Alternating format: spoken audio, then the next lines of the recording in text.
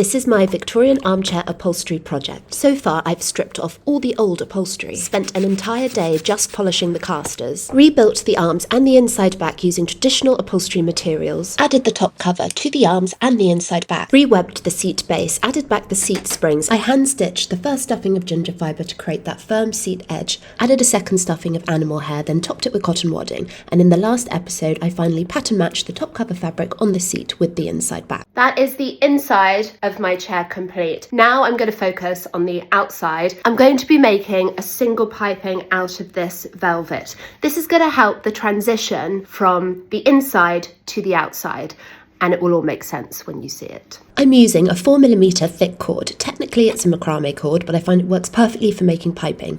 In the US, you might know this as welting, but I call it piping. I start by measuring the cord around the areas where the piping will sit, so I know exactly how much I'll need to make. I'm cutting the velvet strips on the bias. That means at a 45-degree angle across the roll. Cutting the velvet this way gives more stretch and flexibility, which is especially useful for piping. It lets the velvet bend smoothly around curves without wrinkling or twisting. I'm using a piping foot on my sewing machine, placing the cord inside the strips of velvet to stitch them into long pieces of corded velvet piping, or welting, depending on what you call it. The first place I'm adding piping is onto the arm faces, following the shape of the scrolled arm front. Now, full honesty, I made a huge mistake here. I should have also run the piping down the outside edge of the arm face, but with a flight looming and me trying to finish the chair before leaving for Greece, I rushed ahead. By the time I noticed, it was too late to go back and fix it. I've added a small layer of cotton wadding, then cut a piece of my next fabric. It's called Wild Rice from Lewis and Wood.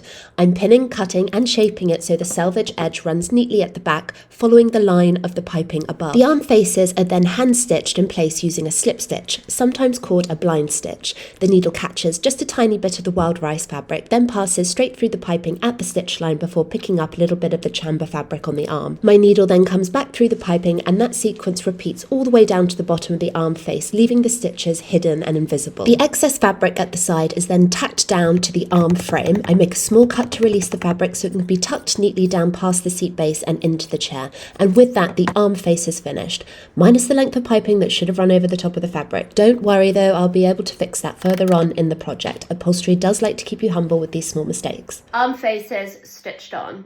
The next area will be this front lip of the seat before I get to working on the outside arms and then the outside back. We're going in with the wild rice, and I've pre-stitched my burgundy piping to the top. And the fabric for the front of my seat base is going to run under this edge roll here. Either gonna love it or absolutely hate it.